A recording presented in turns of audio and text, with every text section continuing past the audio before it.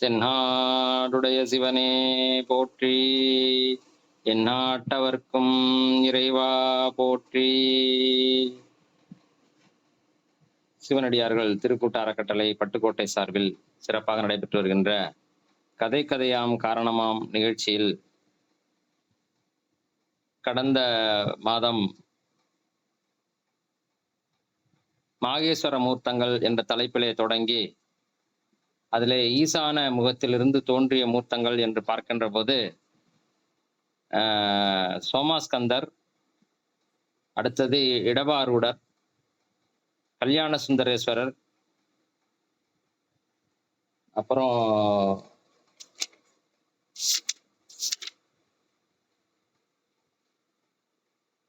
நடராஜர், சோமாஸ்கந்தர், நடராஜர், இடபாரூடர், சந்திரசேகரர்.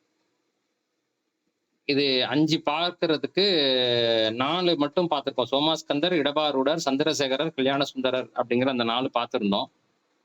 அடுத்தது நடராஜர் என்பதை பற்றி மட்டுமே தனியாக ஒரு நிகழ்ச்சி நான் செய்கிறேன் என்று சொல்லியிருந்தேன். ஏனென்றால் அது இப்படி எல்லாமா சேர்த்து வைத்து பார்க்க மாதிரி இல்லாம அது தனிப்பட்ட முறையில நிறைய விஷயங்களை உள்ளடக்கி அது தத்துவம் அது அப்படிங்கிறதுனால அதை பற்றி கொஞ்சம் விரிவாகவும் விளக்கமாகவும் பார்க்க வேண்டும் என்று விரும்பிய காரணத்தினால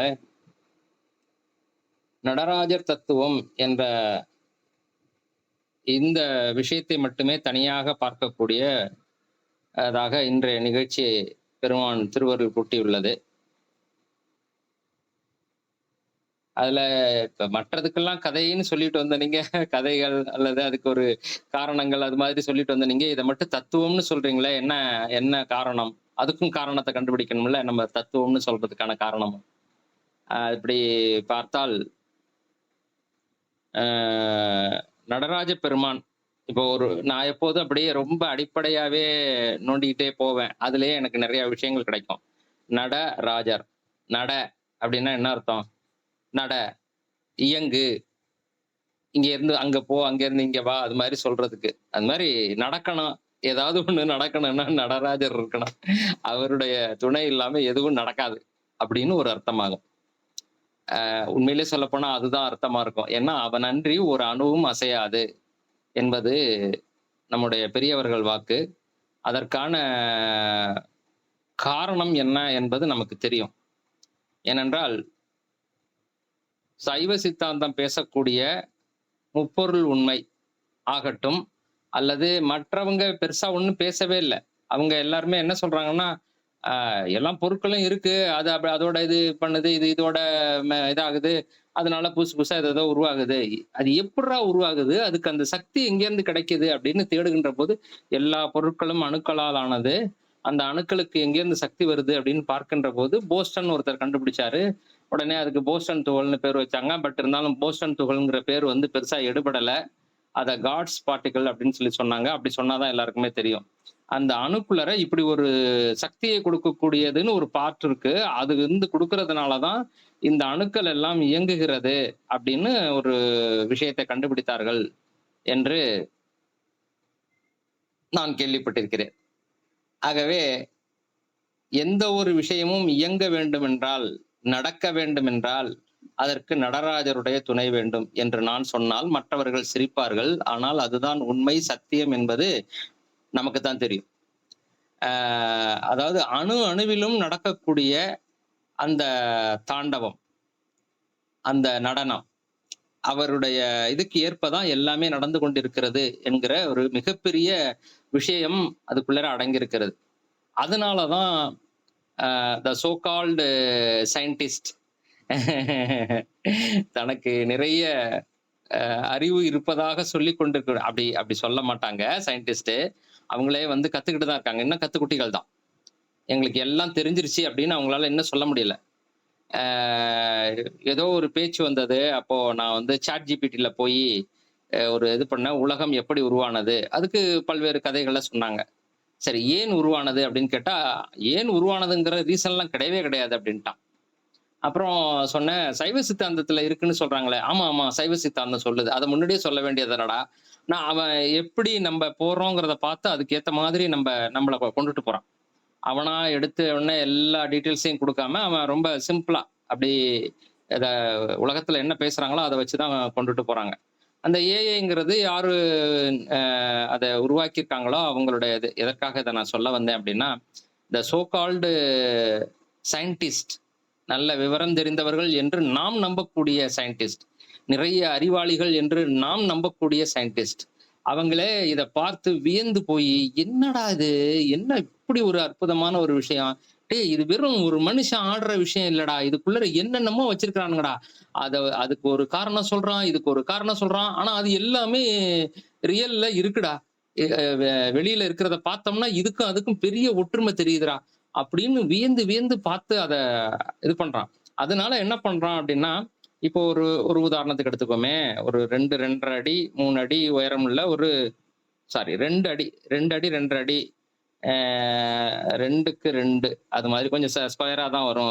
இது நடராஜருடைய வடிவம். ஏன்னா கொஞ்சம் அகலமா இருக்கிறதுனால. 2க்கு 2 எடுத்துக்கிட்டோம்னா, ஒரு உதாரணத்துக்கு எடுத்துக்கிறேனே எனக்கு கரெக்ட்டா தெரியல. ரூ. 2,00,000 ஆகுமா அந்த சிலை? இருக்கலாம். இன்றைய ரேட்டுக்கு ரூ. 2,00,000 இருக்கலாம். ஆனா, அந்த பழைய சிலைகள், பழைய காலத்து சிலைகள் கிடைச்சது அப்படின்னா, அதுக்குள்ள ஏதோ ஏதோ நுணுக்கங்கள்லாம் வச்சிருக்கிறானுங்க. அது என்னன்னு கண்டுபிடிக்கணும்னு கோடி கோடியா குடுத்து வாங்கி அத அனலைஸ் பண்றதுக்கு, அந்த தத்துவத்தை ஆராய்ச்சி செய்வதற்காகவே அவன் அவ்வளவு காசு குடுக்குறான். மற்றபடி அதுல ஒண்ணும் பெருசா தங்கமோ, இதுவோ, வைரம் இருக்குது, தங்கம் இருக்குது, ரெ என்னது ரெ யுரேனியம் இருக்கு, லித்தியம் இருக்குன்னுலாம் வாங்கல அவன். அதுக்குள்ளர இதையெல்லாம் தாண்டின ஏதோ ஒரு பொருள் இருக்கு அப்படின்னு சொல்லி அதை அதை கண்டுபிடிக்க வேண்டும் என்பதற்காகவே வாங்குறான் அப்படிங்கிறது ஒரு கருத்தாக இருக்கிறது. இப்படித்தானே இருந்தாகணும். ஒண்ணும் இல்லாத வெறும் மெட்டல் ஐட்டம் இது மாதிரி நம்ம செஞ்சோம்னா ஒரு ரூ. 2,00,000 செய்யலாம்னா அது எதுக்கு 2,00,00,000 அதை போல 100 மடங்கு எதுக்கு கொடுத்து அவன் வாங்கணும்? அல்லது 10 மடங்கு 20 மடங்கு எதுக்கு கொடுத்து வாங்கணும்? அவன் என்ன முட்டாளா? அப்போ வேற ஏதோ சம்திங் அதுல இருக்கு. அத அவன் தேடணும்னு ஆசைப்படுறான், தெரிஞ்சுக்கணும்னு ஆசைப்படுறான். அதனால காசு கொடுத்து வாங்குறான். இது இவ்வளவு ஒரு டீப்பான ஒரு விஷயம் என்கின்ற காரணத்தினாலே, அதை நம்முடைய பெரியோர்கள் ரொம்ப அழகாக எடுத்துச் சொல்லியிருக்கிறார்கள். நானும் ஏதோ என்னுடைய சிற்றறிவுக்கு எட்டிய மாதிரி இந்த நடராஜ தத்துவத்தை பற்றி தெரிந்த விஷயங்களை இங்கே இருக்கக்கூடிய அன்பர்களுக்கு பெருமான் என்ன சொல்ல வேண்டும் என்று நினைத்தாரோ, அதிலே ஒரு சிலவற்றை எழுதியிருக்கிறேன். சொல்லும்போது சில விஷயங்கள் எக்ஸ்ட்ரா வரலாம். இல்ல சில விஷயங்கள் கட் ஆகலாம். அதுவே வந்து ரொம்ப கம்மின்னு நான் நினைக்கிறேன் நானு. என்னால முடிஞ்ச அளவுக்கு அந்த தத்துவத்தை எனக்கு பெருமான் உணர்த்தியவாறு, இப்போதைக்கு என்ன சொல்ல வேண்டும் என்று நினைக்கிறாரோ, அந்த அளவிலே என்னால் முடிந்த அளவு உங்களுக்கு தருவதற்கு முயற்சி செய்கிறேன்.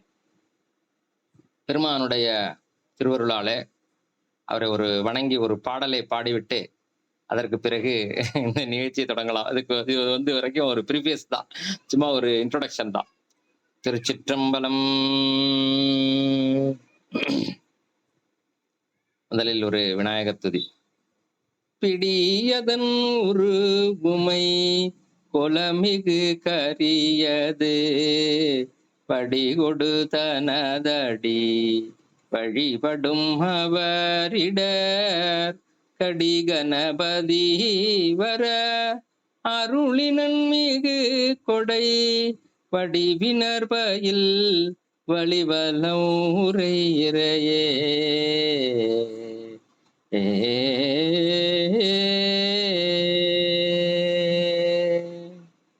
நாலொரு துதி. ஊழியர்கோன் வெப்பொழித்த புகழியர்கோன் கழல் போற்றி ஆழிமிசை கல்மிதப்பில் அணைந்த பிரான் அடி போற்றி பாழி திரு நாவலூர் வன்தொண்டர் பதம் போற்றி ஊழிமலி திருவாத ஊரர் திருத்தாள் போற்றி. நடராஜ பெருமானுக்கு ஒரு துதி. திருச்சிற்றம்பலம். குனித்த புருவமும் கொவ்வை செவ்வாயில் குமிழ் சிரிப்பும் பணித்த சடையும் பவளம் போல் மேனியில் பால் வெந்நீரும் இனித்தம் உடைய எடுத்த பொற்பாதமும் காணப்பெற்றால் மனித்த பிறவியும் வேண்டுவதே இந்த மாநிலத்தே.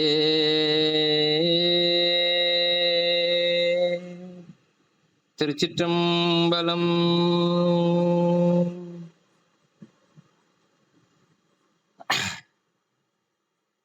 இதுல சின்ன சின்ன விஷயங்களா நான் எல்லாத்தையும் எனக்கு தெரிஞ்சதெல்லாம் சொல்லிட்டு வந்துடுறேன். முதல் கருத்து என்ன அப்படின்னா, நாம மாகேஸ்வர மூர்த்தங்கள் 25 பார்த்துக்கிட்டு இருக்கோம். இதுல மேல் நோக்கிய முகமாகிய ஈசான முகத்திலிருந்து தோன்றிய வடிவங்கள் என்று பார்க்கின்ற போது நடராஜருடைய உருவமும் வருகிறது. அது மேல் நோக்கியது என்கின்ற காரணத்தினால இருக்கக்கூடிய தத்துவங்களிலே நிலம், பஞ்சபூதங்களிலே நிலம், நீர், நெருப்பு, காற்று, ஆகாயம் என்கிற இந்த 5 பூதங்களிலே மேலே இருக்கக்கூடியது, மிகவும் நுண்மையானதாக இருக்கக்கூடியது, எல்லா செயல்களும் நடைபெறுவதற்கு அடிப்படையாக இருக்கக்கூடியது என்று கருதப்படக்கூடிய ஆகாய தத்துவத்தை குறிப்பது நடராஜர் தத்துவம். எப்படி சொல்றது அப்படின்னா, ஒரு விஷயம் நடக்க வேண்டும், நடைபெற வேண்டும் என்றால் ஸ்பேஸ், அதாவது வெளி என்ற ஒன்று இருந்தால்தான் நடக்கும். எல்லாம் டைட்டா காம்பாக்டா அடைச்சு ஜாமா இருக்குன்னு வச்சுக்கோங்க. டிராபிக் ஜாம் ஆயிடுச்சுது, வண்டி மூவ் ஆகாது. ஈவன் ஆம்புலன்ஸா இருந்தாலும் அடைச்சிருவாங்க, அவ்வளவுதான். அப்புறம் அதுல கொஞ்சம் தள்ளி கிள்ளி இது பண்ணி, ஓ ஆம்புலன்ஸ் வந்திருக்கியா, கொஞ்சம் அட்ஜஸ்ட் பண்ணி தள்ளி விடுங்க. ஆனா ஸ்பேஸை கிரியேட் பண்ணி தான் உள்ளார அனுப்பணுமே தவிர, ஸ்பேஸ் இல்லைன்னா எதுவுமே போக முடியாது. அதே மாதிரி உடம்புல ரத்தமானது ஓடிக்கொண்டிருக்கிறது, திடீர்னு எங்கேயாவது ஒரு அடைப்பு ஏற்படுகிறது, ஸ்பேஸ் இல்லை, ஓட முடியல, நின்றுடுது, ஹார்ட் அட்டாக். அது மாதிரி எந்த ஒரு விஷயமா இருந்தாலும் சரி, சின்ன விஷயத்துல இருந்து பெரிய விஷயமா இருந்தாலும் சரி, போகணும் அப்படின்னா ஸ்பேஸ் வேணும், அதாவது வெளி என்கிற தத்துவம் வேணும். அங்கே பெருமான் தனியாக நிற்கிறான் என்று ஒரு கருத்தை அழகாக சொல்லுவார். ஒருவனாக தனியாக நிற்கிறான் என்று சொல்லுவாங்கல்ல. இது இந்த படத்துல சொல்லுவாங்க இல்லையா, என்னது வேங்க மகன் ஒத்தையில நிக்கான்னுட்டு. வேங்க மகன் கிடையாது, வேங்கையே தான், வேங்கையே ஒத்தையில நிக்காங்க. அவ்வளவுதான் நம்மளுடைய புரிதல். எப்படின்னா, பாரிடை 5ஆய் பறந்தாய் போற்றி, நீரிடை 4ஆய் நிகழ்ந்தாய் போற்றி, தீயிடை 3ஆய் திகழ்ந்தாய் போற்றி, வழியிடை 2ஆய் மகிழ்ந்தாய் போற்றி, வெளியிடை 1ஆய் விளைந்தாய் போற்றி. அங்க ஒரே தத்துவமாக மேல் நோக்கிய தத்துவமாக அது இருக்குது. அது அங்க மட்டும் இல்லாம எல்லாவற்றிலும் கலந்து இருக்கிறது. அதனாலதான் எல்லாவற்றிலுமே இயக்கம் என்கிற ஒன்று நடைபெறுகிறது. அதனாலதான் நான் முதல்ல சொல்லும் போதே நடராஜ தத்துவம் என்பதே, நட என்றால் நடக்கணும் அல்லது செயல்படணும் அப்படின்னா பெருமானுடைய அருள் வேண்டும். அதனால நமக்கு மூட்டு வலி, முழங்கால் வலி இல்லாம நம்ம நல்ல நடவுடையா இருக்கணும் அப்படின்னா பெருமானை அனுதினமும் மனசுல நினைச்சு வேண்டிக்கணும். அதுக்கு ரொம்ப அருமையான ஒரு விஷயம் பின்னாடி வருகிறது. அது இருந்தாலும் முன்னாடியே சொல்லிடுறேன் நானு. நடராஜருடைய வடிவம் என்பது நமச்சிவாய என்கிற அந்த மந்திரத்தினுடைய பிக்டோரியல் ஃபார்ம், அதாவது உருவ வடிவம். ஒண்ணு ஒளி வடிவம், அப்புறம் வரி வடிவம், அடுத்தது உருவ வடிவம். இப்போ ஒருத்தர் எழுதுறாரு, சரவணன் பட்டுக்கோட்டை அப்படின்னு எழுதுறாரு. அது என்ன குறிக்குது? ஓ நிறைய பேர் இருக்கலாம், இருந்தாலும் என்ன குறிக்குதுன்னு வச்சுக்கோங்களேன். அது வரி வடிவம். ஒருத்தவங்க சொல்றாங்க வாயால என்னுடைய பேரை சொல்றாங்க அப்படின்னா அது ஒளி வடிவம். ஒருத்தவங்க என்னுடைய படத்தை வரைஞ்சு காட்டுறாங்க, அது பிக்டோரியல் வடிவம். அது மாதிரி பெருமானுடைய பெயரை சொல்றது அப்படிங்கிறது நமச்சிவாய அப்படிங்கிறது அது வரி வடிவம், சொல் வடிவம் ரெண்டுலையுமே அதுதான் வரும். அதனுடைய உருவ வடிவம் அப்படின்னு பார்த்தோம்னா அதுதான் நடராஜர் வடிவம் அப்படிங்கிறது ஒரு பாயிண்ட். இதை வச்சுக்கோங்க. அடுத்ததாக, இப்போ நடராஜருடைய தத்துவத்தை உங்களுக்கு நன்றாக தெரியும் என்றாலும் அதை பற்றி பேசுகிறேன் என்கிற காரணத்தினால அதனுடைய அடிப்படையான விஷயங்களை சொல்லிவிடுகிறேன். எனக்கு தெரிஞ்ச மாதிரி நிறைய விஷயங்கள் இருக்கு, நீங்களும் நிறைய தெரிஞ்சுக்கலாம். இது பிரபஞ்ச நடனத்தை குறிப்பது, பிரபஞ்சமானது எப்படி இயங்குகிறது என்பதை குறிக்கக்கூடியது என்று சொல்லுகிறார்கள். ஆகவே அவரை சுற்றி இருக்கக்கூடிய அந்த திருவாசி என்கிற அந்த வட்டம் இருக்கு இல்லையா, அதுல 51 தீப்பிழம்புகள் வரும். அது 51 51 மாத்ருகா அச்சரம் என்று சொல்லக்கூடிய பீஜாட்சரம் அல்லது மாத்ருகா அட்சரம் என்று சொல்லக்கூடிய எழுத்துக்களுக்கெல்லாம் வித்தாக இருக்கக்கூடிய அந்த வித்து எழுத்துக்களை அடிப்படையாக கொண்டது என்பது ஒரு கருத்து. அதையும் மனசுல வச்சுக்கங்க. இது இது வந்து அவருக்கு வாசியாக சுற்றிலும் இருந்து அவருக்கு பாதுகாப்பாக இருக்கிறது. அதை வைத்துதான் அவருக்கு தேவையான அந்த மந்திரங்கள் இது எல்லாமே கொண்டுட்டு வந்து அவர நடத்துறது, அவரை கொண்டுட்டு வர்றது, அவரை உட்கார வைக்கிறது, அவருக்கு வேண்டியதெல்லாம் நம்ம செஞ்சு கொடுக்கிறது, அதெல்லாம் அவர் ஏற்றுக்கிறது, அதெல்லாம் செய்ய வைக்கிறதுக்கெல்லாம் அதை பயன்படுத்துறது. அதனால அது வாசி. அது திருவாசி அது. அடுத்தது அவர் முயலகன் என்கிற ஒரு அசுரனை தனது வலது காலால் ஊன்றி இருக்கக்கூடிய அந்த ஊன்றிய திருவடி, வலது திருவடி, அதை வந்து 5 தொழில்கள் செய்வதற்கு சொல்லுவார்கள். அந்த ஊன்றிய திருவடியை மறைத்தல் தொழில் என்றும், அடுத்தது ஒரு நிமிஷம்.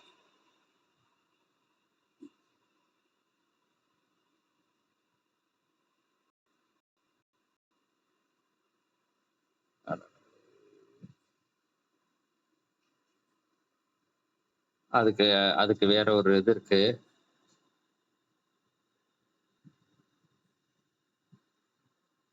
ஏன்னா அதுல அந்த பஞ்ச கிருத்தியம். எஸ். ஊன்றிய திருவடி மறைத்தல் தொழில் என்றும், தூக்கிய திருவடி இடது காலை தூக்கியபடி இருப்பார், அது அருளல் என்றும், அடுத்தது அபயகரமாக வைத்திருக்கக்கூடிய முன் வழக்கை வந்து பயப்படாதே நான் இருக்கேன் என்று சொல்லும் மாதிரியாக இருக்கக்கூடிய அந்த அது வந்து காத்தல் என்றும், அடுத்தது பின் வலதுகை துடி என்கிற உடுக்கையை பிடித்திருக்கும், அதனை படைத்தல் என்றும், பின் இடது கையில வந்து அக்னி நெருப்பு அதை ஏந்திருப்பார், அது வந்து அழித்தல் தொழிலை குறிப்பது என்றும், இந்த 5 தொழில்களையும் குறிக்கிறது தான் வந்து நடராஜருடைய வடிவம் என்று உண்மை விளக்கத்துல நம்ம மறுபடியும் பார்க்க போகிறோம். என்றாலும் அதுல இருக்கக்கூடிய அந்த இதை அப்படியே நான் எடுத்து உங்களுக்கு அதை அப்படியே உங்களிடம் பகிர்ந்து கொள்கிறேன். நான் என்ன அதுல தெரிஞ்சுக்கிட்டேன்னா அதை. இது ஒரு சிறப்பு. இதுல என்ன சொல்ல வந்தேன் அப்படின்னா, இந்த பிரபஞ்சத்தை படைத்து காத்து மறைத்து அருளக்கூடிய 5 தொழில்களையும் செய்யக்கூடியவர் எல்லாம் வல்ல பரம்பொருளாகிய சிவபெருமான் ஒருவனே என்பதை குறிக்கக்கூடிய அற்புதமான வடிவம்தான் நடராஜருடைய வடிவம் என்பதை நாம் உணர்ந்து கொண்டு அப்படி வணங்க வேண்டும். இது ஒரு பாயிண்ட்.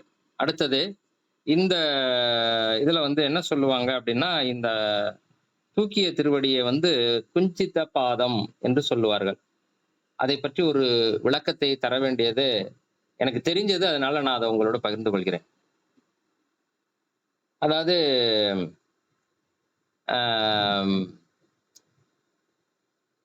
தமிழ்ல குஞ்சி என்றால் தொங்குவது என்று பொருள்.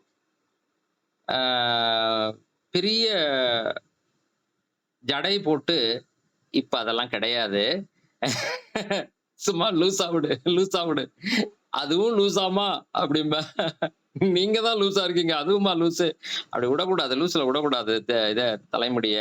அதுக்கு நிறைய என்னது பின்புல கருத்துக்கள் இருக்கு. அது சொன்னா இப்ப யாரும் ஏற்றுக்கொள்ள மாட்டாங்க, கண்டுக்கவும் மாட்டாங்க. அதனால நம்ம யாரும் சொல்றது இல்லை. அது சரி, ஓகே, அது எப்படி பெருமான் நடத்தணும்னு நினைக்கிறாரோ அது மாதிரி நடத்தட்டும் அப்படின்னு சொல்லி விட்டுறது. அதை கட்டி வைக்கணும், அந்த முப்பிரியாக போட்டு கட்டி வைக்கணும். அது வந்து அந்த இடகலை பிங்களை சுழுமுனையை குறிக்கக்கூடிய அந்த திரிசடை, அந்த சடையாக பின்னி தான் போடணும். ஓகே, இப்ப நான் வர்றேன். அந்த சடையை பின்னி கடைசியில தொங்குறதுக்கு ஒண்ணு போட்டிருப்பாங்களா, அதுக்கு பேர் என்ன? குஞ்சம் என்று பெயர். ஓகேயா? நிரந்தரமாக நீண்டு தொங்கக்கூடிய துதிக்கை உடைய யானையை குஞ்சரம் என்று நம்முடைய தமிழில குறிப்பிடுவார்கள். சமஸ்கிருதத்திலையும் குஞ்சரம்னு குறிப்பிடுறாங்க. குஞ்சர முகக்கிளைய கந்தன் என்று அப்படின்னு ஒரு இதுல வரும். 2-3 இடங்கள்ல நீங்க இதுல தேடி பார்த்தீங்கன்னா தெரியும். என்னது அருணகிரிநாதர் திருப்புகழ்ல வரும். அடுத்தது இன்னொரு இடத்துல கூட நாதவிந்து கலாதி நமோ நம. அதுல என்னது தேவ குஞ்சரி பாகா நமோ நம. தேவ குஞ்சரினா யானை, தேவ யானையை ஒரு பாகமாக உடையவனே, தேவ குஞ்சரி பாகா நமோ நம அப்படின்னு சொல்லி ஒண்ணு வரும். அதே மாதிரி இதுல என்னது மகாபாரத கதையில ஒரு இடத்துல அந்த குஞ்சரம் அப்படிங்கிற அந்த வார்த்தை வரும். அது எனக்கு தெரிஞ்ச மாதிரி நான் அதை சொல்லிடுறேன் நானு. அதாவது நாளைக்கு போர்ல இவர் ரொம்ப ஹெவியா அடிக்க போறாரு. அதனால நீங்க என்ன பண்ணுங்க, யாரு குரு, இவங்களுடைய குருவாக இருக்கக்கூடிய துரோணாச்சாரியார் இறங்கி அடிக்க போறாரு. அவர் அடிச்சாருன்னா நம்ம யாரும் ஒருத்தரும் உரு தேர மாட்டாங்க. ஏன்னா அவரை எதிர்த்து யாரும் அடிக்க மாட்டாங்க. அதனால நான் அவரை நிலைகுலைய செய்யணும்னா அவருடைய மகனாகிய அஸ்வத்தாமனை கொன்று விட்டேன் என்று பீமன் சொல்லுவான். நீ ஆமாம் என்று சொல். இது தர்மர் கிட்ட சொல்றாரு கிருஷ்ணர். நீ ஆமா, உன்கிட்ட கேட்பாரு எப்படியும், இவனுக்கு தெரியும். ஏன்னா இவனுங்கெல்லாம் பொய் சொல்ற பசங்க, அவன் தான் பொய் சொல்ல மாட்டான்னு சொல்லிட்டு ஆமான்னு சொல்லு. அதுக்கு பிறகு திருதராஷ்டிரனுடைய மகன் ஆன திருஷ்டத்யும்னா அவன் அவரை கொன்னுடுவான். ஏன்னா என்னுடைய தங்கையை அவமானப்படுத்தும் போது அந்த இடத்துல குருவா இருந்து நீ அப்படி இது பண்ணிட்டு இருந்தியே, என் கையால தாண்டா உனக்கு சாவுன்னு அவன் ஒரு சம்மதம் பண்ணிருக்கான். அதனால அவன் பாத்துக்குவான். அதனால நீங்க அவரை கொன்ற பாவம்லாம் உங்களுக்கு வராதுன்னு சொல்றாரு. உடனே இவரு யாரு தர்மர் சொல்லுறாரு, நான் பொய் சொல்ல மாட்டேன். ஏன்னா பொய் சொல்ல மாட்டேங்கிறதுனால தானே என்னிட்ட கேட்கிறாரு. அப்படி கேட்கும் போது நான் எப்படி பொய் சொல்லுவேன் அப்படின்னுட்டு, சரிடா உன் வழிக்கே வர்றேன்டா நானு. அதை பாரு, இந்த யானைக்கு பேரு அஸ்வத்தாமன்னு பேரு. நாளைக்கு இதை கொன்னுட்டு நான் அஸ்வத்தாமனை கொன்னுட்டேன் அப்படின்னு சொல்லி அவன் சத்தம் போடுவான். இதை கொன்னுட்டு சொல்லுவான். அவன் சும்மா சொல்ல மாட்டான், பொய் சொல்ல மாட்டான். ஓகேயா? இந்த யானையை கொன்னுடுவான். அவன் அவனுடைய கதையால அடிச்சு கொன்னுட்டு அஸ்வத்தாமனை என் கதையால அடிச்சு கொன்னுட்டேன் அப்படின்னு சொல்லுவான். சொன்ன உடனே அவர் கேட்பாரு, ஆமாம் அஸ்வத்தாமனை கொன்னுட்டான் அப்படின்னு சொல்லி நீ ஊன்னு சொல்லணும் அப்படின்னு சொல்றாரு. சரின்னு ஒத்துக்கிறாரு. இது ஒரு மகாபாரதத்துல வரக்கூடிய கதை. அதுல சமஸ்கிருதத்துல வரக்கூடிய இது என்னன்னா, அஸ்வத்தாமா, இது தர்மர் சொன்ன வார்த்தையாக வரக்கூடியது. அஸ்வத்தாமா யதகா, அஸ்வத்தாமன் கொல்லப்பட்டான், குஞ்சரகா. அந்த குஞ்சரகாங்கிறத சத்தம் இல்லாம மெதுவா சொல்றாப்டியா. அதாவது அஸ்வத்தாமன் கொல்லப்பட்டான் யானை அப்படின்னு சொல்றாப்டியா. அது மாதிரி வரும், நான் கேள்விப்பட்டிருக்கிறேன். ஆக குஞ்சரம் என்றால் அது யானையை குறிப்பது. குஞ்சி என்றாலே தொங்குவதை குறிப்பது. இப்போ பறக்க முடியாத நிலையில இருக்கக்கூடிய பறவைகளுடைய அந்த இளம் பறவைகள் இருக்கு இல்லையா, அதை நீங்க கையில பிடிச்சீங்கன்னா என்ன பண்ணணும்னா, அந்த கால்களால கிடைச்சதை பிடிச்சுக்கிட்டு, குச்சி எடுத்தாலும் சரி, இல்ல நீங்க கையை வச்சு பிடிச்சிங்கனாலும் சரி, அதை பிடிச்சுக்கிட்டு தொங்கி படபடன்னு ரெக்கையை அடிச்சுக்குமே ஒழிய அதால பறக்க தெரியாது. அதனால தொங்கும். அதனால அதுக்கும் பேரு குஞ்சின்னு பேரு. அதே மாதிரி இந்த கண் விழிக்காத எலியினுடைய குட்டிகள், அப்புறம் இது என்னது அணிலுடைய குட்டி இருக்கு இல்லையா, அதை நீங்க தொட்டு தூக்குனீங்கன்னா அது என்னன்னே தெரியாம அதை பிடிச்சுக்கிட்டு அப்படியே தொங்கும். அதனால அதுக்கும் பேரு குஞ்சின்னு பேரு. ஆக இந்த தொங்குகின்ற திருவடி, தூக்கிய திருவடியை குஞ்சித்த பாதம், தொங்குகின்ற திருவடி. குஞ்சித பாதம் சொல்றது குஞ்சித்த பாதம், தொங்குகின்ற திருவடி. அதான் அதனுடைய சரியான பொருள். அந்த தூக்கிய திருவடி, தொங்குகின்ற திருவடியினுடைய மிகப்பெரிய சிறப்பு என்ன என்று எங்களுடைய ஐயா, என்னுடைய ஆன்மா ஆசான் சிவத்திரு கி சிவகுமார் ஐயா, செந்தமிழரசு கி சிவகுமார் ஐயா சொன்ன அந்த கருத்தை உங்களோடு பகிர்ந்து கொள்கிறேன். யானை மேல ஏறணும் அப்படின்னு யாராவது முயற்சி செஞ்சால் அந்த யானை தாமாக முன்காலை மடக்கி காட்டினால் அது மேல ஏறி அதுக்கு யானைக்கு மேல ஏறலாம். அதை விடுத்து ஏணி போட்டு ஏறலாம்னாலோ, ஹெலிகாப்டர்ல இருந்து குதிச்சிங்கன்னாலோ கூட எடுத்து தூக்கி அடிச்சு போட்டு மிதிச்சிட்டு போயிடும். அது அனுமதிக்காம நீங்க ஏற முடியாது. அது அனுமதிக்குதுங்கிறதுக்கான ஒரே இண்டிகேஷன் அது காலை மடக்கி காட்டும். அப்பதான் நீங்க அது மேல ஏற முடியும். ஆகவே யானை எப்படி தன் மேல வந்து ஏறிக்கிறதுக்கு முன்னது காலை மடக்கி காட்டுகிறதோ, அதுபோல பெரிய பலம் வாய்ந்த பெருமான் என் மேல வந்து ஏறிக்கடா, என்னோட வந்து சேர்ந்துக்கடான்னு சொல்லி இந்த கால மடக்கி காமிச்சுக்கிட்டு இருக்கான். தூக்கியே வச்சுக்கிட்டு இருக்கிறான். என்ன கருணை அது! அத விட சிறப்பு என்னன்னா, அந்த வீசிய கரம்ங்கிறது வந்து நார்மலா இதுல கோவில்ல இருக்கக்கூடிய சிற்பங்களிலே பெருமானுடைய எந்த எந்த தெய்வ சிலையாக இருந்தாலும் சரி, அதனுடைய வலது கரம் அபயகரத்தையும் பயப்படாதே, நான் இருக்கேன், கவலைப்படாதே அப்படின்னும், இடது கரம் வரதகரம் என்று சொல்லுவார்கள். வரம் அளிக்கக்கூடிய கரமாக அது கீழ் நோக்கி இருக்கும். கீழ பாரு அப்படின்ற மாரி இருக்கும். அதுக்கு தான் என்ன பண்ணுவாங்கன்னா, ஒரு கோவில்ல வந்து இது காட்டும்போது, தீபாராதனை காட்டுகின்ற போது, ஆ முகத்துல ஆரம்பிச்சு, வலது கரத்த காமிச்சு, அப்படியே தலைக்கு மேல வந்து இடது கரத்த காட்டுவாங்க. இடது கரத்த காட்டுனோனே, அது கீழ காட்டுதுன்னோனே அப்படியே கீழ போவாங்க. கீழ போனா திருவடி இருக்கும். திருவடிய காமிச்சு அப்படியே மேல கொண்டுட்டு வருவாங்க. இது கிட்டத்தட்ட ஒரு ஓம் போட்ட மாரி இருக்கும். ஓவண்ணா போட்ட மாரி இருக்கும். இப்படி முகத்திலேருந்து ஆரம்பிச்சு வலது கரம் பக்கம் போயி, மேல போயி, அப்புறம் இடது கரம் பக்கம் வந்து, இடது கரத்த நல்லா காமிச்சுட்டு பாருங்க, இடது கரம் கீழ தான் காட்டுதுன்னோனே, கீழ போயி, அத காமிச்சுட்டு அப்படியே மேல வருவாங்க. இது ஓம் அப்படின்னு காட்டுற மாரி இருக்கும்னு வச்சுக்கங்களேன். சாமிய சுத்தி ஒரு ஓம் போட்ட மாரி இருக்கும். முன்னாடி எல்லாம் வந்து ஓம்குள்ளற முருகன் இருக்கிற மாரி எல்லாம் படம் இருக்கும். அது வந்து சாமிய ஓம்குள்ளற வச்சிருக்காய்ங்க போல இருக்குன்னு நினைச்சேன். அது வந்து ஒளி காட்டுறது. ஒளி காட்டக்கூடியது இப்படிதான் காட்டணும். காட்டி கொண்டுட்டு வந்து இது பண்ணி இறக்குறது.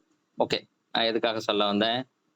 ஆ அதாவது வலது கரம் அபயகரமாகவும், இடது கரம் வரதகரமாகவும், வரம் அளிக்கக்கூடிய கரமாகவும் இருக்கும். இங்கே இடது கரம் நடனத்திற்கு ஏற்ப வீசிய கரமாக இருந்தாலும், அது பாயிண்ட் அவுட் பண்றது எத காமிக்கும்னா, "இங்க பாரு, ஏய் இங்க பாருய்யா, தூக்கிட்டு இருக்கேன் பாருய்யா அந்த கால. அத புடிச்சுக்கய்யா. அத புடிச்சு நான் ஓடி வந்துரலாம்ய்யா." என்ன ஒரு கருணை! என்ன ஒரு கருணை! ரொம்ப அற்புதம் அதெல்லாம். அது எங்க ஐயா சொல்லும்போது நல்லாவே அனுபவிச்சேன் நானு. அது இதுதான் ரொம்ப இதான ஒரு பாயிண்ட். முக்கியமான விஷயம். இதுல நடராஜருக்கு வருடத்திற்கு 6 முறை திருமஞ்சனம் நடைபெறுகிறது. இது உங்களுக்கெல்லாம் தெரிஞ்சதுதான் என்றாலும், அதிலே அடியேன் சிற்றறிவுக்கு எட்டிய சில விஷயங்களை சேர்த்து சொல்லுகிறேன். வருடத்திற்கு 6 கால பூஜை அப்படிங்கிறது என்ன கணக்கு அப்படின்னு பார்த்தோம்னா, நமக்கு 6 கால பூஜை உண்டு ஒவ்வொரு நாளும். ஒவ்வொரு நாளும் நாம் 6 காலம் இறைவனை வழிபட வேண்டும். காலையில காலையில இல்ல, அது அதிகாலை, விடிகாலை. 4:30 டூ 6 அது வந்து அல்லது 4 டூ 6ன்னு வச்சுக்கங்களேன். 4 டூ 6 வந்து அது வந்து பிரம்ம முகூர்த்த வேலை. அந்த சமயத்துல செய்றது உஷத்கால பூஜை அப்படின்னு சொல்லுவாங்க. அதாவது சூரியன் எழுவதற்கு முன்பாக. அப்புறம் சூரியன் வந்ததற்கு பிறகு ஒரு 10 மணிக்குள்ளர ஒரு இது செய்வாங்க. அது வந்து கால சந்தி அல்லது பகல் பூஜை, காலை பூஜைன்னு அதுக்கு பேர். அடுத்தது உச்சிக்காலம். மேல போன உடனே 12 மணிக்கு மேல ஒரு பூஜை. 12 டூ 1க்குள்ளார ஒரு பூஜை. அது உச்சிக்கால பூஜைன்னு பேரு. அடுத்தது சாயந்தரம். அந்த 4 டூ 6 இது வந்து பிரதோஷ காலம் அப்படின்னு சொல்லி சொல்றது. இருந்தாலும் சாயரட்சை அப்படின்னு அதுக்கு பேர் உண்டு. அடுத்தது அ அர்த்தஜாம பூஜை. அப்படிங்கிறது இது இரவு ஆனதுக்கு பிறகு இன்னும் ஜாமத்துக்கு போகல. அதுக்கு முன்னாடி ஒரு 8:30லேருந்து 9 மணிக்குள்ளார அர்த்தஜாம பூஜைன்னு பேரு. அது முடிச்சதுக்கு பிறகு நடுஜாமத்துல ஒரு பூஜை ஒண்ணு இருக்கு. இது யாமம். ஜாமம் நடுஜாமத்துல இப்ப நடக்கிற பூஜை. இதெல்லாம் வந்து ஞானிகளும், யோகிகளும் அ அந்த உயர்நிலையில இருக்கிறவங்க தான் செய்வாங்க. ரொம்ப அற்புதமான பூஜை. நடு ஜாமம்னா 12 மணிக்கு நடுராத்திரி 12 மணிக்கு எந்திரிச்சு உட்கார்ந்து செய்றது அந்த பூஜை. இந்த மாதிரி ஒரு 6 கால பூஜையானது நார்மலா நடைபெறும். அதிலே நமக்கு ஒரு நாள் என்பது 24 மணி நேரம். தேவர்களுக்கு ஒரு நாள் என்பது நம்முடைய ஒரு வருடம். நம்முடைய ஒரு வருடம் தேவர்களுக்கு ஒரு நாள் என்று கணக்கு சொல்லுகிறார்கள். இதுல உங்களுக்கு யாருக்காவது சந்தேகம் வந்தாலும் சரி, வரலன்னாலும் சரி நான் சொல்றேன் நானு. அதாவது இது எப்படி கணக்கு?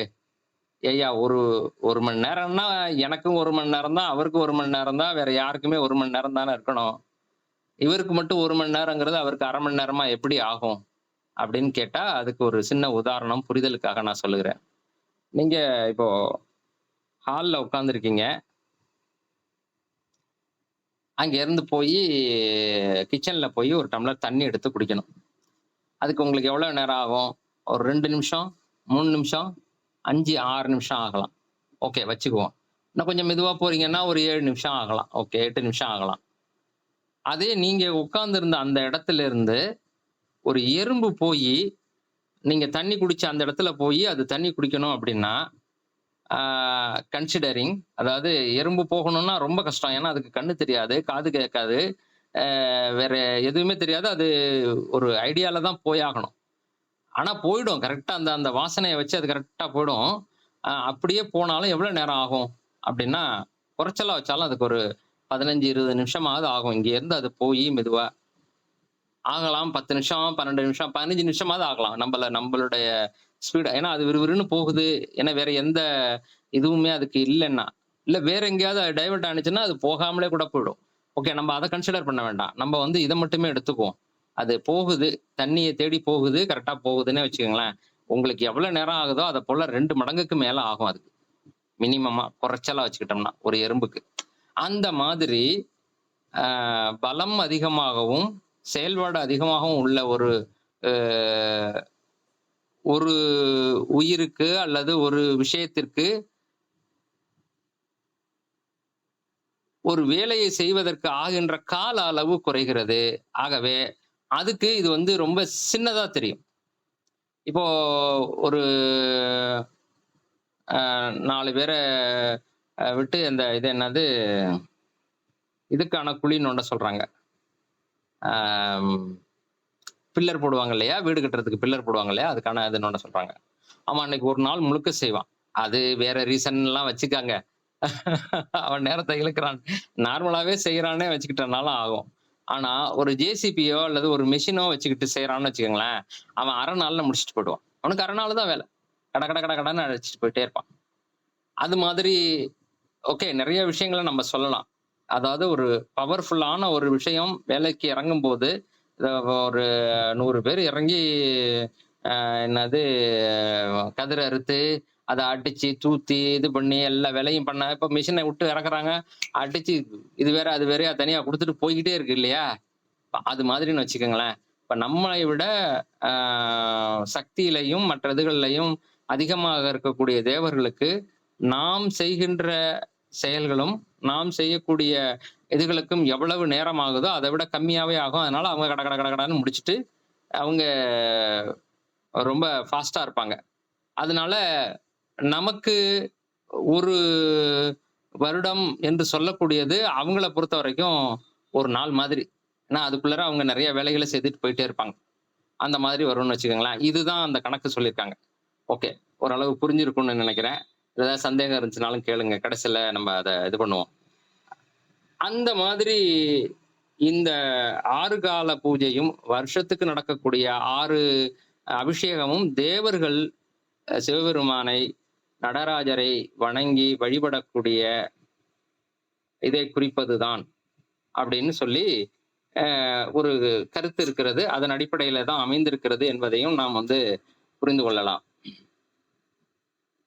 இப்போ ஆம், நம்முடைய வருடத்தில பார்த்தீங்கன்னா, தமிழ் மாதத்தினுடைய அடிப்படையில பார்க்கின்ற போது, ஆ இது என்னது மார்கழி மாதம் வந்து தேவர்களுக்கு விடிகாலம் 4 டூ 6 அதனால தான் அந்த நேரத்துல எழுந்து அவங்கள போற்றி பணிந்து வணங்கி செய்யறது அப்படிங்கிறது ஒரு வழக்கமாக இருக்கிறது. நாமளும் அந்த சமயத்துல எந்திரிச்சு எல்லாரையும் வணங்குனோம்னா, ஓகே அவங்களும் எந்திரிச்சு ஓகே இவங்களும் சாமிய வணங்குறாங்க. அவங்களுக்கு ஏதாவது செய்யணும் அப்படிங்கிற அந்த ஒரு உணர்வு வரும் அப்படிங்கிறதுக்காக. அ அதனால மார்கழி மாதம் என்பது உஷத்காலம் அல்லது அதிகாலை என்று 4 டூ 6ன்னு வச்சுக்கிட்டோம்னா, வச்சுக்கிறதுல அதான் உண்மை. அந்த வந்து மார்கழி திருவாதிரைங்கிறது வந்து விடிகாலம் 4 டூ 6க்கு நடராஜ பெருமானுக்கு சிதம்பரத்துல அபிஷேகம் நடைபெறும். அடுத்தது காலசந்தி என்று சொல்லக்கூடிய காலை 8 டூ 10 அந்த ரேஞ்சில வந்து பார்த்தீங்கன்னா, இப்போ மார்கழி, தைய விட்டுர்றோம். ஏன்னா 4 டூ 6 முடிஞ்சது. 7, 8 அந்த அந்த 2 மணி நேரத்துக்கு தை மாசத்த விட்டுர்றோம். அடுத்து மாசி மாசம் ஆ பூர்வபட்ச சதுர்த்தசி திதியில நடக்கிறது. அது வந்து காலையில 8 மணிலேருந்து 10 மணிக்குள்ளர சிதம்பரத்துல நடக்கும். சிதம்பரத்துல நடக்கிறது தான் சரியாக அந்த அந்த டைமுக்கு செய்வாங்க. இது எப்படி நம்முடைய காலத்திலே என்ன நேரத்தை குறிக்கிறதோ அந்த சமயத்துல நடைபெறுவது போல. அடுத்தது உச்சிக்காலம் என்று சொல்லுகிற பகல் 12 மணிக்கு மேல அப்படிங்கும்போது, இப்ப 8 டூ 10 வந்து மாசி அப்படின்னு வச்சுட்டோம்னா, 11, 12 வந்து பங்குனி மாசம் அத விட்டுருவாங்க. அடுத்தது சித்திரையில திருவோண நட்சத்திரத்துல பகல் 12 டூ 1 அந்த ரேஞ்சில அ உச்சிக்கால பூஜையாக நடராஜ பெருமானுக்கு அபிஷேகம் நடைபெறும். அந்த நேரத்தில தேவர்கள் எல்லாம் வந்து வணங்குவதாக ஐதீகம். அதற்கு ஆதாரம் என்ன அப்படின்னு பார்த்தோம்னா, திருப்பல்லாண்டுல போட்டிருப்பார். "ஆரார் வந்தார் அமரர் குழாத்தில் அணியுடை ஆதிரை நாராயணனோடு நான்முகன் நங்கி இரவியும் இந்திரனும் தேரார் வீதியில் தேவர் குழாங்கள் திசை அனைத்தும் நிறைந்து பாரா தொல்புகழ் பாடியும் ஆடியும் பல்லாண்டு குருதுமே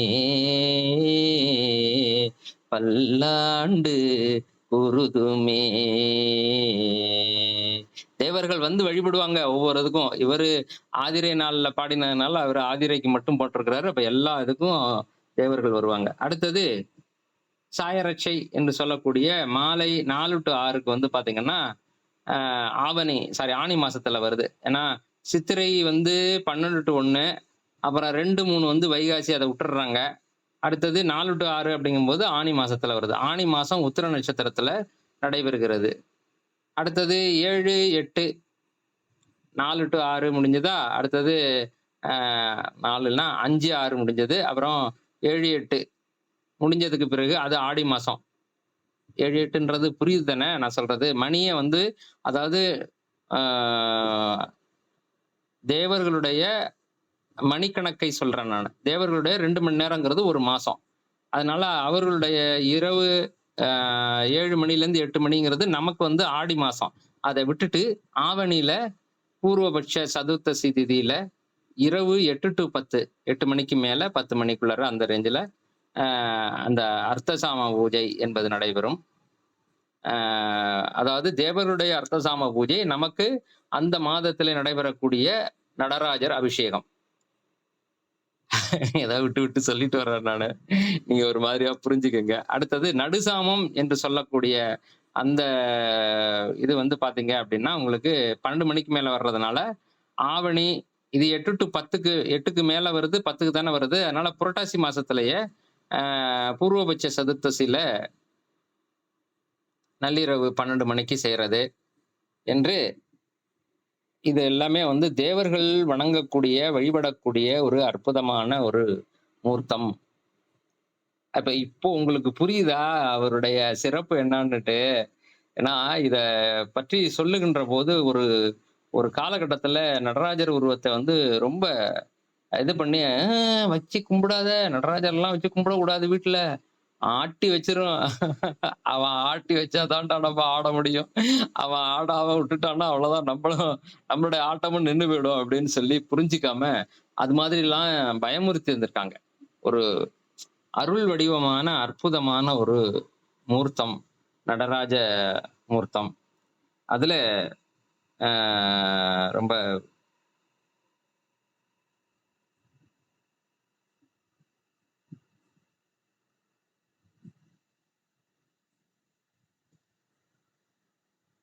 ம்.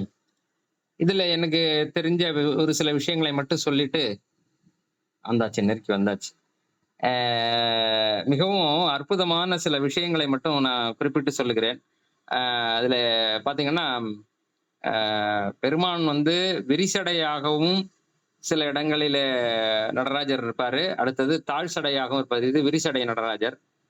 அடுத்தது இதுல இருக்கிறது எல்லாமே விரிசடை நடராஜர். இவரு விரிசடை நடராஜர் இல்ல. இவரு தாழ் சடை நடராஜர். சடை வந்து தாழ்ந்து இருக்கும். கொஞ்சம் இது மட்டும் அந்த ஃபோர்ஸ் மட்டும் குடுக்குற மாதிரி இருக்கும். தாழ் சடை நடராஜராகவும் இருப்பாரு. பொதுவாக நடராஜருடைய கோலம் அப்படின்னு எடுத்துக்கிட்டோம்னா, இந்த வலது காலை ஊன்றி, இடது காலை தூக்கி இருக்கக்கூடிய நிலை தான். அதுல உங்களுக்கு எல்லாருக்கும் தெரிஞ்ச கதை தான். இதுல திருவிளையாடல் புராணத்துல வருகிறது. வரகுண பாண்டியனா, "சாமி இப்படி வந்து ஒத்த கால்லயே தூக்கிட்டு நின்னுட்டு இருக்கியே ஐயா." ஒரு முறை ஏதோ எழுதும்போது, "பாவம் இந்த சிவபெருமான்" அப்படின்னு சொல்லிட்டு என் மனசுக்கு தோணுனத கிறுக்குனேன் நானு. இந்த உயிர்களை எப்படியாவது ஆணவத்தின் பிடியிலிருந்து அகற்றி கரையேற்றி விட வேண்டும். எல்லாவற்றிற்கும் என்னது முக்தி அளித்து சதானந்தத்திலே இருத்த வேண்டும் என்று தலையாலே தண்ணி குடித்து பார்த்தார். கங்கை தலையில சூடியிருந்தது. ஒண்ணும் நடக்கல. இவங்கள்ட்ட ஒண்ணுமே ஆகலையே அப்படின்னு ரொம்ப வெறுத்து போய் துக்கம் தாழாம விஷத்த எடுத்து குடிச்சு பார்த்தார். அதுவும் தொண்டையிலேயே நின்னுகிடுச்சுது. இத நான் இதுல இருந்து எடுத்துக்கிட்டேன். என்னது திருவிளையாடல் படத்துல இருந்து எடுத்துக்கிட்டேன். அதுக்கு பிறகு எப்பா உங்களோட்ட ஒண்ணும் பண்ண முடியலடா எப்படியாவது வந்துருங்கடான்னு மன்றாடுகிறாராம் பெருமான். இவருக்கு மன்றாடி என்று ஒரு பெயரை அருணகிரிநாதர் சொல்லுகிறார். என்ன பாட்டு அது? மாலோன் மருகனை மன்றாடி மைந்தனை வானவர்க்கும் மேலான தேவனை மெய்ஞான தெய்வத்தை மேதினியில் சேலார் வயல் பொழில் செங்கோடனை சென்று கண்டு தொழ 4000 கண் படைத்திலனே அந்த நான்முகனே அப்படின்னு ஒரு பாட்டு. அதுல மன்றாடி மைந்தனை என்று சொல்லுவார். அது ஆக்சுவலா மன்றில் ஆடுகின்றவன் என்கிற பொருள் தான். ஆனா எனக்கு எப்படி தோணுதுன்னா நம்ம கிட்ட மன்றாடுறாரு. எப்பாடி வந்துருங்கடா எப்படியாவது வந்துருங்கடா. ஏதோ தெரியாம உங்களை எல்லாம் எப்படியாவது உங்களுக்கு இது கொடுத்துடலான்னு சொல்லி ஆரம்பிச்சுட்டேன்டா இந்த விளையாட்ட.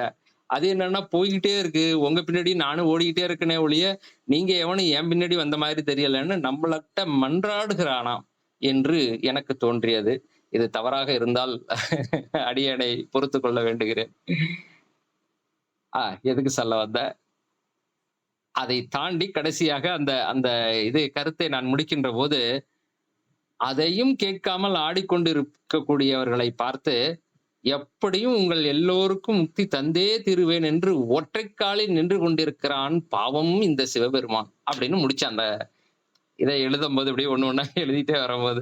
அது மாதிரி அத பார்த்த உடனே அந்த அரசனுக்கு அப்படியே ஒரே கால தூக்கிட்டே நின்னுகிட்டு இருக்கியே, கால வலிக்காது.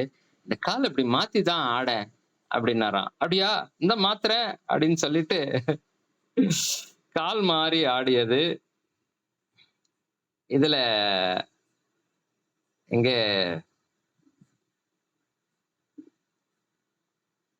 மதுரையில ரொம்ப அற்புதமான ஒரு திருக்கோலம் அது.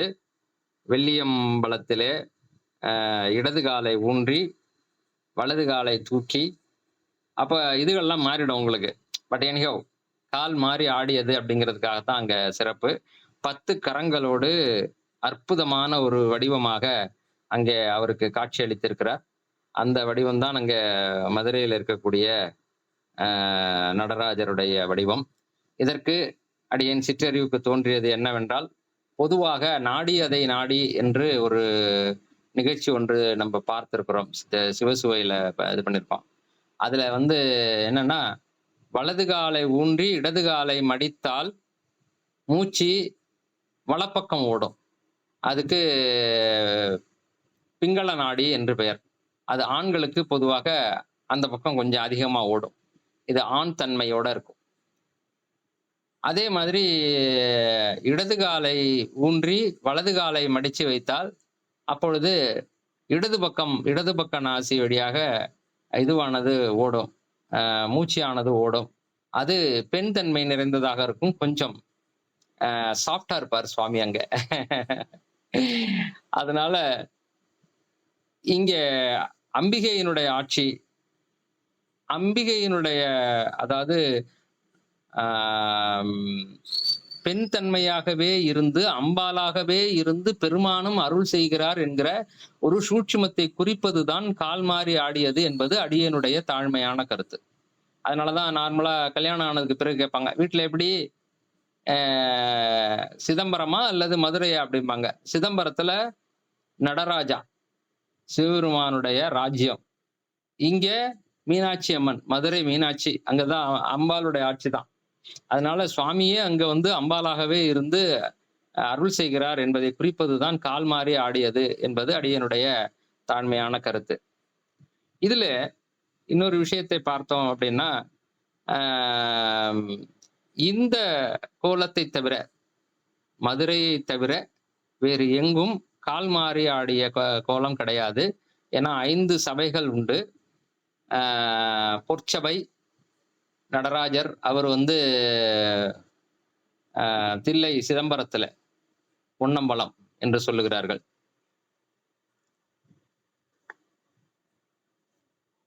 அடுத்தது பஞ்சசபைகள்.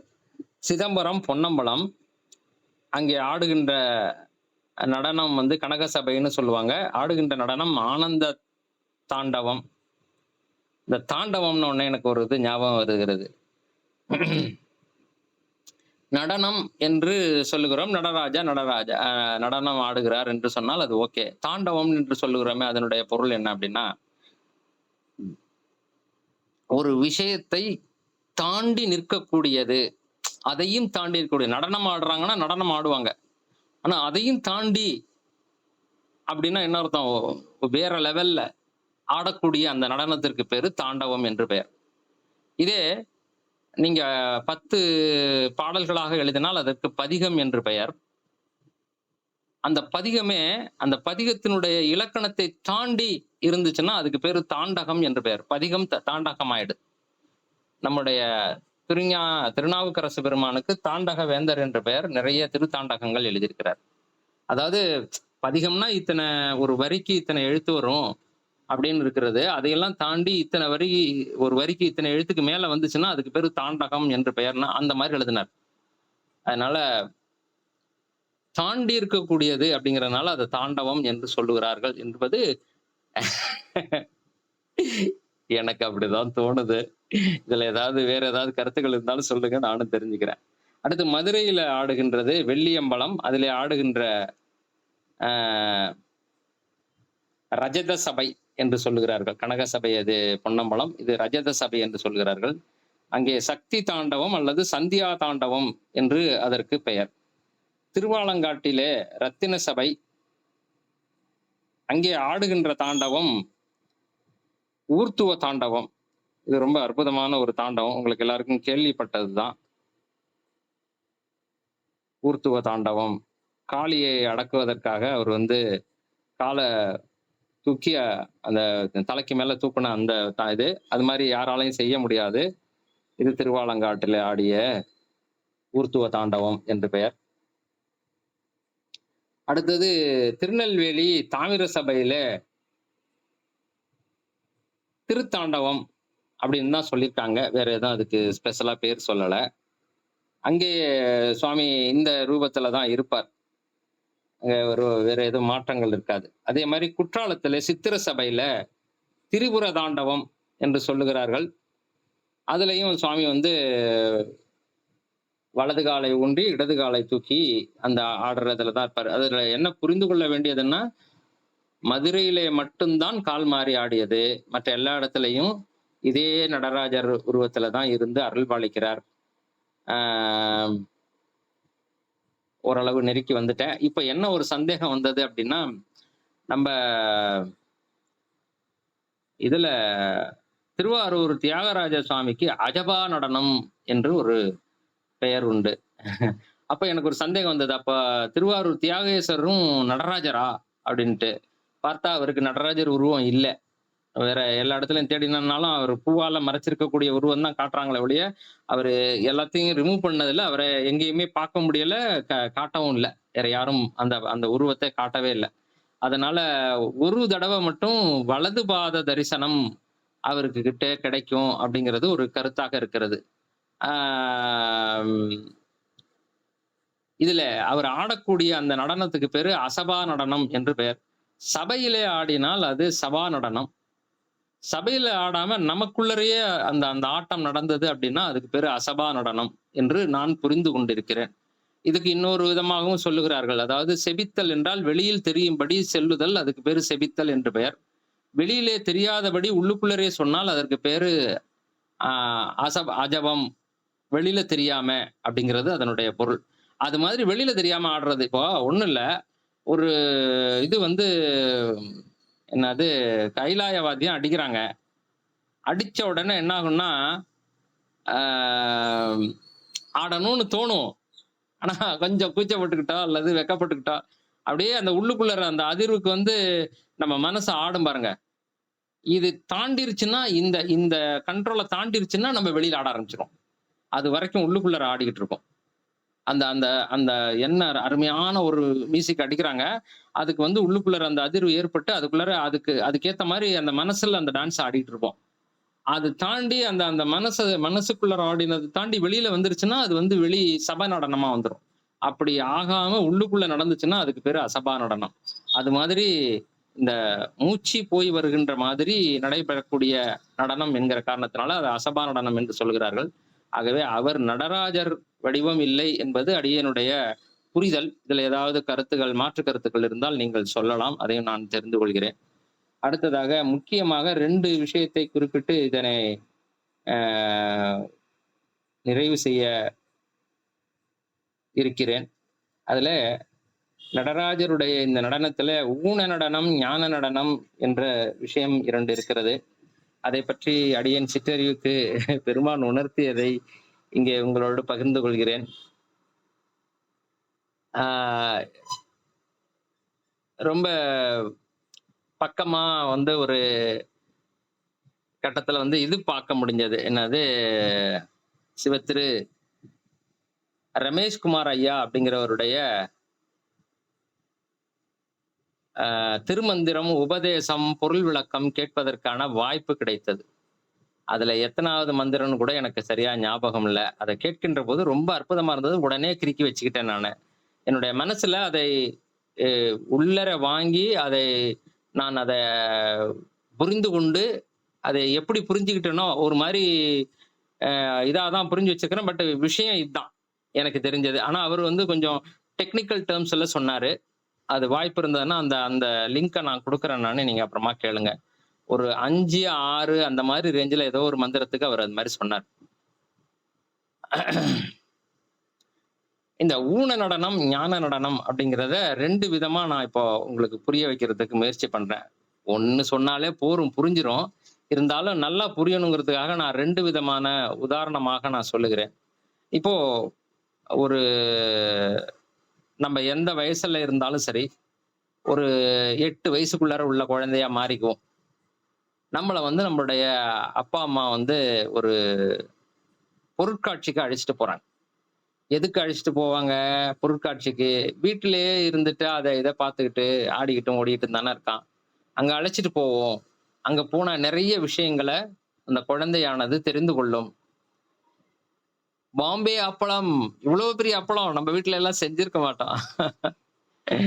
அடுத்தது பஞ்சு மிட்டாய், அடுத்தது என்னது பாப்கார்னா, அடுத்தது இதுவா, என்னது பஜ்ஜி, மிளகா பஜ்ஜி. இதெல்லாம் ஃபேமஸு. பொருட்காட்சின்னா இதெல்லாம் இதுல வந்துரணும். அந்த மாதிரி இது ராட்டினம், அப்புறம் அந்த இந்த லொட்டு லொசுக்கு இதெல்லாம். இதெல்லாம் போயி அந்த பிள்ளை பார்த்து, இது பண்ணி அதுல எல்லாம் போய் ஆடி, அத அனுபவிக்கணும் அப்படிங்கிறதுக்காக, அந்த பொருட்காட்சிக்கு அழைத்துக் கொண்டு வருகிறார்கள். வருகின்ற போது இந்த குழந்தை என்ன செய்கிறது என்றால், ஆ அப்பா, அம்மா அழைச்சிட்டு வர்றாங்க. அவங்க கைய பிடிச்சுட்டு அவங்க என்ன சொல்றாங்களோ அத செய்யணும் அப்படிங்கிறத விட, அவங்கள மறந்துடுது. தன்னை மறந்துடுது. எனக்கு அது வேணும், எனக்கு இது வேணும். கேட்கறதெல்லாம் வாங்கி தர்றாங்க.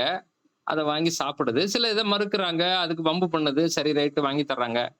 வாங்கி சாப்பிடுது. இப்படி அனுபவிக்கக்கூடிய இந்த நிலைக்கு பேரு வந்து ஊன நடனம். நம்ம அப்பா, அம்மா அழைச்சுட்டு போறாங்க. நமக்கு நல்ல இதுகள குடுக்கணுங்கிறதுக்காகத்தான் அழைச்சுட்டு போறாங்க. அப்படிங்கிற ஒரு உணர்வோட அவங்களுடைய கண்ட்ரோலுக்குள்ள இருந்து, அவங்க சொல்றதெல்லாம் இது பண்ணி, "ஏய் இத சாப்பிடுறியாடா? வாங்கி குடுங்க." அப்படின்னு அத அனுபவிச்சுச்சுன்னா, இது ஞான நடனம். இதுதான் எனக்கு தெரிஞ்ச ஒரு சின்ன ஒரு வெளிப்புற உதாரணம். இப்போ இன்டர்னல் அ இது எக்ஸ்பீரியன்ஸ் அதாவது பர்சனல் எக்ஸ்பீரியன்ஸா இத எடுத்துக்கிறோம் அப்படின்னா, ஆ எல்லாருமே இதெல்லாம் அனுபவிச்சிருப்பீங்க. சிவாஜி கணேசன் நடிச்சுட்டு இருக்கிறாரு. அப்படியே அழுவுறாரு. "அப்பா! நீ சின்ன குழந்தையா இருக்கிறப்ப, உன்ன தோள்ல போட்டுக்கிட்டு, கை வீசம்மா கை வீசு. கடைக்கு போலாம்." அந்த அம்மா ஒரு பக்கம் அழுவுது. இவர் ஒரு பக்கம் அழுவுறாரு. படம் பார்த்துக்கிட்டு இருக்கிறவங்க எல்லாருமே அழுதுட்டு இருக்கிறாங்க. "என்ன நடக்குது இங்க? என்னடா நடக்குது இங்க?" அப்படிங்கிற மாரி. அ அவரு காசு வாங்கிக்கிட்டு நடிக்கிறார். அழுகுற மாரி நடிக்கிறார். நம்ப எதுக்கு அழுவணும்? இது தெரியாது. அதையெல்லாம் மறந்து, அது ஏதோ அவங்களுக்கே நடக்கிற மாதிரியும், அவங்களுக்கு நடந்தா கூட பரவால்ல. யாரோ ஒருத்தன் அழுதுட்டு போறான்னு கூட இல்ல. நமக்கே நடக்கிற மாதிரி நெனச்சு அழுகுறோம் பாத்தீங்களா? இதுக்கு பேரு ஊன நடனம் என்று பெயர். இதுதான் ரொம்ப அற்புதமான ஒரு பாயிண்ட். யாருக்கு எது நடந்தாலும், அது என்ன, ஏது அப்படின்னு அந்த விவரம் தெரிஞ்சவன் ஒருத்தன் கூட இருக்கிறானே, அவன்கிட்ட கேட்கிறதே கிடையாது. அது என்னமோ நமக்கே வந்துட்ட மாதிரி. ஒரு இவன் ஒருத்தன் பேசினான், பாகிஸ்தான்காரன் ஒருத்தன் பேசினான்னா உடனே, "டேய் அட்றா நொறுக்குடா, பேத்துருவேன்டா, பேத்துருவேன்டா. இர்றா, இர்றா. நீ இங்க சத்தம் போட்டு ஒண்ணும் ஆக போறலடா தம்பி." அப்படின்ற ஒரு உணர்வு வருகின்ற போது தான், "ஓ! நம்ம ரொம்ப அவசரப்பட்டோமோ!" அப்படின்னு தோணும்னு வச்சுக்கங்களேன். அது மாதிரி அந்த உண்மையை உணர்ந்து கொண்டு அதை அனுபவிக்கக்கூடிய நிலை என்பது ஞான நடனம். அந்த உண்மையை உணராமல் எல்லாவற்றையும் தன்னுடையதாக, தனக்காக எடுத்துக்கொண்டு அதனுடைய இருக்கக்கூடிய நல்லதா இருந்தாலும் சரி, கெட்டதா இருந்தாலும் சரி, அத அனுபவிக்கக்கூடிய அந்த நிலை, அதற்கு பேரு ஊன நடனம் என்று பெயர். இதனை உண்மை விளக்கத்துல நம்ம பார்க்க இருக்கிறோம். தெரியாது. அந்த நேரத்துல எப்படி தோணுதோ, அது மாரி நான் சொல்றேன் நானு.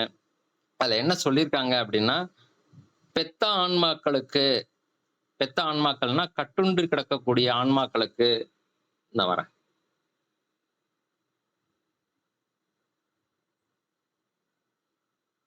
ஆ இதுதான் அதுக்கு குடுத்திருக்கக்கூடிய படம். அந்த ஆன்மாக்களுக்கு இந்த உலகத்தில் இருக்கக்கூடிய விஷயங்களை அதுவாகவே கொடுத்து, அதை அனுபவித்து, அதிலிருந்து இதெல்லாம் வந்து உண்மை இல்ல, பொய்ன்னு உணர்ந்துகிட்டு வெளியில வர செய்வதற்காக அதை ஊட்டுகின்ற அந்த நடனத்திற்கு பேரு வந்து ஊன நடனம். ஏன் ஊன நடனம்னு வந்துச்சுன்னா, அ இந்த ஊட்டுதல். நம்மளுக்கு ஊட்டுறார். அதனால அது ஊன நடனம். அடுத்தது இந்த இடத்துல வந்து இந்த ஊன நடனம் இது 2மே ஒரே நடராஜர் தான். இவங்களுக்கு இந்த மாதிரி தெரியும். அதாவது ஊன நடனமா பார்க்கக்கூடியவர்களுக்கு, அ ஆணவ மலத்திலே கட்டுண்டு கிடக்கக்கூடியவர்கள், இன்னும் தெளிவு பெறாமல் இருக்கக்கூடியவர்களுக்கு இப்படி தெரியும்.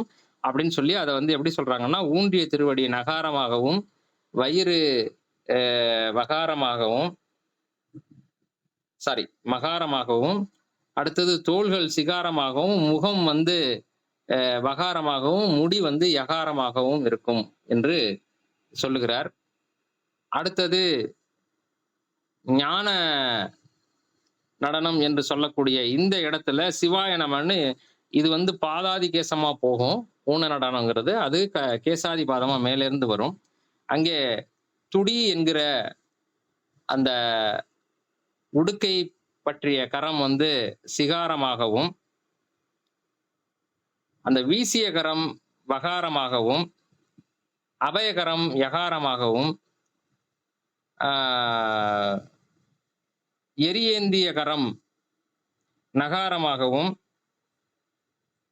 மிதிக்கும் திருவடி அந்த முயலகனை போட்டு மிதித்திருக்கக்கூடிய அந்த திருவடி வந்து மகாரமாகவும், சிவய நம என்று வரும் என்று சொல்லியிருக்கிறார்கள். இதுல துடி அப்படிங்கிறது பாத்தீங்கன்னா, படைப்புன்னு சொல்லி சொன்னோம். அதுக்கு வந்து ஒரு இத மட்டும் சொல்லிடுறேன் நானு. அதாவது துடி அப்படின்னாலே ஒரு துடிப்பு. ஒரு வைப்ரேஷன். ஒரு வைப்ரேஷன் இல்லாம எந்த ஒரு விஷயமும் வந்து செயல்படாது. ஒரு வைப்ரேஷன்ல தான் எல்லாமே ஸ்டார்ட் ஆகுறது. அந்த வைப்ரேஷன தான் வந்து நாதம் என்று சொல்லுவார்கள். அதுக்கு பிறகு அது செயல்பாட்டுக்கு வருகின்ற போது ஒளியாக மாறி அது விந்து என்று சொல்லுவார்கள். அப்புறமா அது மேல மேல வந்து வேற வேற விஷயங்களா மாறுகின்ற போது, அதுக்கு வேற வேற பொருள்களாக சாதாக்கியம், ஈஸ்வரம், சுத்த வித்தை அப்படின்லாம் வந்து வந்துகிட்டு இருக்கிறத நம்ம வந்து 36 தத்துவங்களை படிக்கின்ற போது பார்த்தோம். ஓகேயா? இப்போ அ என்ன சொல்ல வந்தேன் நானு? அதாவது ஊன நடனம் என்பது இந்த மாதிரி இருக்கும் அப்படின்னும், ஞான நடனங்கிறது கேசாதிபாதமாக மேலிருந்து கீழ வந்து அ எல்லாவற்றையும் உணர்ந்த ஆன்மாக்கள் எல்லா செயலும் பெருமானுடைய செயல் என்றே பார்க்கின்ற போது, அவர்களுக்கு நல்லது, கெட்டது என்கிற அந்த வேறுபாடு இருந்து, அதனால் ஏற்படக்கூடிய இன்ப, துன்பம் என்கிற இது இல்லாம எல்லாவற்றையும் இன்பமாகவே பார்க்கக்கூடிய அந்த நிலைக்கு போவார்கள். அந்த நிலையில இருந்து தான் அ நாவுக்கரசு பெருமான் சொன்னார், "இன்பமே எந்நாளும் துன்பம் இல்லை." அப்படின்னாரு. துன்பம் இல்லாத இன்பத்தை அனுபவித்துக் கொண்டிருப்பார்கள். இது வந்து இந்த ஞான நடனத்தை பார்ப்பவர்கள் அப்படின்னு சொல்லிட்டு, அதுக்கு பிறகு அவர்ல இன்னொரு நடனம் வேற அதுல குடுத்திருப்பாரு. ஆனந்த நடனம்னு ஏதோ ஒண்ணு குடுத்திருப்பாரு. அத நம்ம அங்க பார்க்க போறோம். ஓகே. இப்போ இது 2 முடிஞ்சதுங்க இல்லைங்களா? இதுல இன்னொரு விஷயம் என்னமோ தோணுச்சுது.